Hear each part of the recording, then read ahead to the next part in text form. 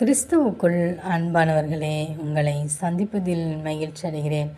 அப்போஸ்தலர் 28:31.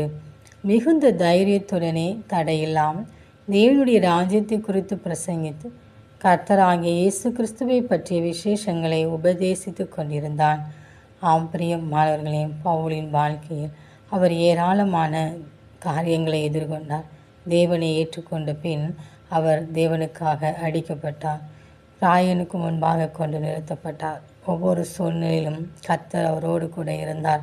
கடற்பிரயாணத்தில் கப்பற் சேதங்கள் வந்தாலும் பிராண சேதம் வராதபடி கர்த்தர் பாதுகாத்து கொண்டார்.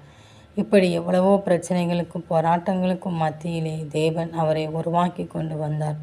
ஒருவேளை இன்று நான் தேவனுடைய ஊழியத்தை செய்கிறேனே, எனக்கு இவ்வளவு பெரிய போராட்டங்களா என்று நாம் நினைக்கும் போது பவுலின் வாழ்க்கை நம் வாழ்வினை ஆதாரமாக எடுத்துக்கொள்ளும். ஒருவேளை அவர் தேவனுக்கு எதிரிட்டு நின்றபோது எல்லா காரியமும் கைகூடி வந்தது. தேவனை ஏற்றுக்கொண்டு தேவனுக்காக வைராக்கியமாய் நிற்கும்போது அதிக பிரச்சனைகளையும் போராட்டங்களையும் சந்தித்தார். ஏனென்றால் அந்த அன்பு அவரை நெருக்கி ஏவுகிறது. அதே போன்று இன்று போராட்டங்கள் வழியாய் கடந்து செல்கிறேனே என்று சொல்லி கலங்கி நிற்கிறீர்களா? தேவனுக்காக உறுதியாய் நிற்போம்.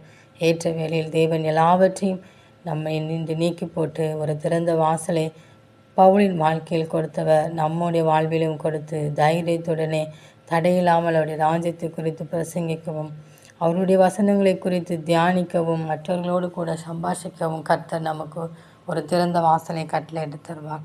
எனவே ஒவ்வொரு நாளும் அவருடைய பலத்த கருத்துக்குள் அடங்கியிருப்போம்.